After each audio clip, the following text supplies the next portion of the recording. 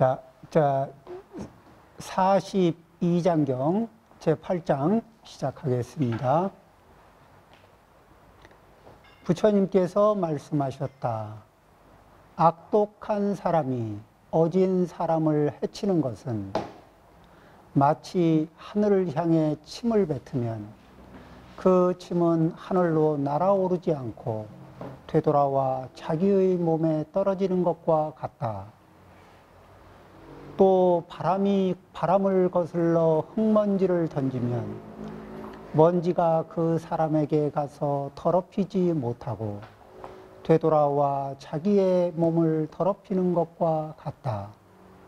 어진 사람이 훼손당할 일은 없고 그 악독한 행동으로 인한 재앙이 반드시 자기 자신을 멸망시킨다. 자, 이런 내용입니다.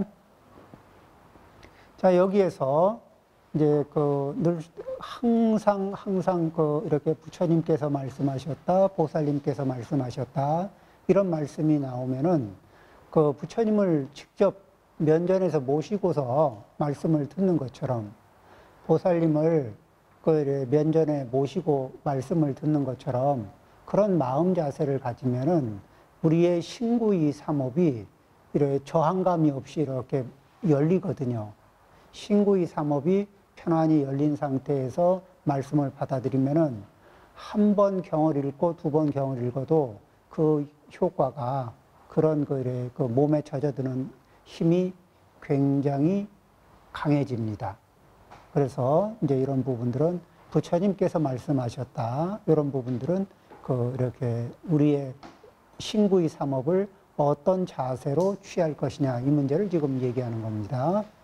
자, 악독한 사람이 어진 사람을 해치는 것은, 이렇게 얘기했는데, 세상에는 이제 악독한 사람이, 악독한 사람의 대표로 얘기하면은, 어떤 사람이냐, 마음에 다른 사람을 불쌍히 여기고, 연민히 여기는 이런 마음이 없는 거예요. 그런 감각이 전혀 없는 거예요. 그러면서 그냥 별 꺼리낌 없이 다른 사람을 이렇게 괴롭히고 손해를 끼쳐요. 궁극적으로 가장 크게 손해를 끼치는 건 이제 상대를 해치는 거죠. 목숨을. 자, 이런 식으로 해서 이런 행위를 할 수 있는 사람이 악인인데, 그러면 이런 분들을 사회적으로는 이런 성격을 아주 진하게 가지고 있는 분들을 사이코패스, 이렇게 이제 얘기를 합니다. 그러면은 보통은 사이코패스가 아니니까 괜찮겠네요. 그러는데 그게 아니고, 일반 사람들도 간헐적 사이코패스 증세를 보입니다. 어떻게? 마음에 상대에 대한 연민심이 전혀 없이 상대가 상처를 입는 것에 전혀 꺼리낌 없이 상대를 상처를 주거나 이렇게 괴롭힌다 그랬죠. 그런데 나의 분노 게이지가, 분노의 수치가 많이 올라가 있는 상태에서는 누군가로 인해서 누군가를 대상으로 분노가 많이 올라간 상태에서는 그 순간에는 상대가 어떻게 느끼는지, 얼마나 고통을 받는지, 오히려 고통을 많이 받는 것을 더 시원하게 느낄지도 모릅니다. 불쌍하게 여기는 게 아니라. 그러죠? 그래서 나의 분노, 나의 진해심이 순간적으로 증폭하는 순간에 나도 사이코패스와 유사한 그러한 심리적인 상태에 떨어질 수 있다. 또 내 욕심이 갑자기 증폭을 해서 커져버리면은 내 욕심으로 인해서 내가 상대를 느낄 수 없는, 공감할 수 없는, 또 나의 존재감을 드러내는 데만 급급하고 이렇게 자기에게 매몰되어 있는 순간에는 또 상대를 느낄 여력이 없어요. 그래서 이런 순간이 강하게 주어지면은 우리는 자기도 모르는 사이에 이렇게 상대를 전혀 공감할 수 없고 상대가 어떤 고통의 상태에 있는지도 모르고 때로는 상대가 더 고통을 받을 때 통쾌하게 느끼는 그런 심적 상태로 전환을 하고 있을지도 모른다는 겁니다.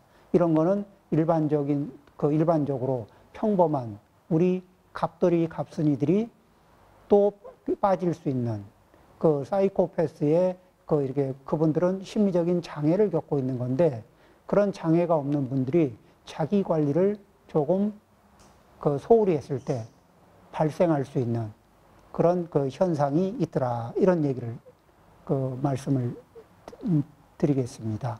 그래서 그런 상태가 된다는 것은 우리는 사이코패스가 어떤 행동을 하면 아, 저런 사람은 정말 위험하구나. 그래서 우리가 좀 가능하면 안 만나야 되고 회피를 해야 되겠구나. 이런 생각을 하지만은 우리가 우리의 마음 상태를 잘 관리를 못하면은 간헐적으로 그런 상태를 나타내고 있는데 또는 간헐적으로 그런 상태로 변한 사람들을 대면하게 됩니다. 그래서 이런 부분을 나부터 조심하고 나부터 알아차리면서 그런 부분들을 그런 상태에 떨어지지 않도록 내가 그런 그 심리적 순간적으로 일시적으로 심리적 장애 상태를 일으키지 않도록 이게 조심할 필요가 있다. 그런 심리적 장애 상태가 발생될 때 아주 독한 기운이 함께 동반합니다.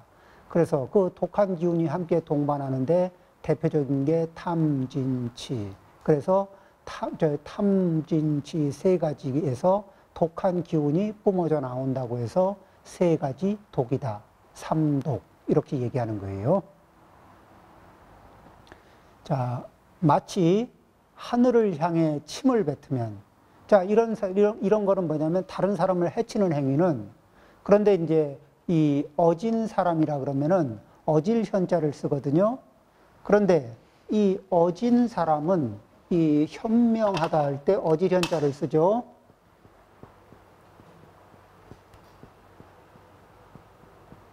그리고 이제 뒤에 이런 분들은 지혜도 이렇게 뭐죠? 사람이 순하기만 하고 지혜롭지 못하면은 유약해져요. 이게 어질면서 이제 지혜로운 겁니다. 이런 분들은 이렇게 감겨들질 않아요. 막 이제 욕을 하잖아요. 그러면은 막 누가 욕을 하면은 보통 사람들은 저 사람이 나를 욕을 하니까 내가 억울하거든. 욕을 먹을 일이 아닌데 욕을 하고 있으니까 너무너무 억울하니까 내가 저 욕을 다 받아서 가슴을 열고 다 그걸 집어넣어서 간직하고 있다가 나중에 내가 얼마나 억울하게 많은 욕을 먹었는지를 증명하리라 이러는지 아무튼 주는 대로 다 먹어요. 욕을. 그런데 지혜로운 이는 욕은 저분이 자기 지금 그 감정 상태가 흐트러져서 인지 상태가 흐트러져서 나오는 비정상적인 행동이라는 겁니다. 그런데 저분이 지금 자기 감정이나 인지 상태를 조절 못해서 관리 못해서 이 부작용, 그러니까 이게 이 잘못된 부작용을 지금 일으키고 있는 건데 거기에 나까지 감겨서 나의 감정이나 인지 상태까지도 오작동을 일으켜서야 되겠는가? 그러죠. 그러면은 그렇게 감겨들지 않으면은 그러면은 욕을 하신 분 그분의 일입니다. 듣는 사람은 잠시 세상을 살다 보면은 이렇게 음악 소리도 들을 수 있고 자연의 소리도 들을 수 있고 또 이렇게 기계음도 들을 수 있고 여러 가지 소음 중에 하나를 들을 수 있는 거예요. 또는 섞어서 들을 수도 있죠. 그러듯이 여러 가지 소리 중에 하나 거기에 내가 의미를 부여하지 않으면은 별거 아닌 겁니다. 어떤 것이 가장 큰 이 문제가 되냐면 내가 강하게 의미를 부여한 것만이 나에게 내 마음에 심각하게 와닿습니다. 그래서 스스로를 돌아봅니다. 나는 무엇에 의미를 강하게 부여하는 습관이 있는가? 그래서 무언가에 그렇게 집중적으로 의미를 부여하고 있으면은 그러면서 그것 때문에 고통이 발생이 돼요. 그런데 그 의미를 부여하는 행동을 멈추지 못합니다. 그러면서 계속 고통스러워해요. 그러면은, 아이, 왜 그런 거에 신경 쓰세요? 신경 그만 쓰고, 그거 의미 없습니다. 내려놓으세요. 해도 잘 안 내려놔줘요. 왜?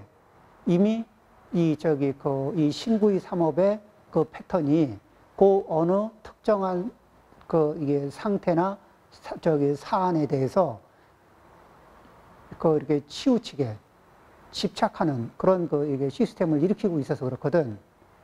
그러면은 우리가 어떤 특별한 향기에 알러지 반응을 일으키는 것처럼 그럴 때는 약을 먹든지 치료를 하는 거거든요. 그러듯이 내가 어느 특정한 부분에 이렇게 편집을 하고 있으면은 그거는 좀 지혜를 통해서 치료를 하든 아니면은 습관을 조절해서 치료를 하든 여러 가지 방법을 동원해서 그 부분을 좀 조절할 필요가 있는 겁니다. 우리는 어떤 상황에 들어가고 싶으면 들어가고 나올 수 있으면 나올 수 있는 상태가 돼야지 한 발 담그고 나면 빠져나올 수 없는 이 그물에 갇힌 것처럼 감옥에 갇힌 것처럼 빠져나올 수 없는 상태가 되면은 이 아주 끊임없이 고통을 양산하는 그런 상태, 고통스러운 상태에 빠지게 됩니다. 자, 그래서 하늘을 향해 침을 뱉는다는 것은 어떤 것과 같느냐? 하늘을 향해 침을 뱉으면 이제 이게 그림이 좀 덜 나오는데 조금 더 진하게 이 부처님은 점잖으시니까 이렇게 이런 표현을 했는데 입에 피를 물고 하늘을 향해서 하늘에다가 이게 피를 한번 묻혀보겠다고 하늘을 향해서 이렇게 피를 머금고 있다가 톡 하고 하늘을 향해서 뱉어보면은 하늘에 피가 묻겠어요? 아니면 자기 온몸에 피가 묻겠어요? 자, 이제 색감도 들어가니까 훨씬 더 이게 그림이 잘 나오죠.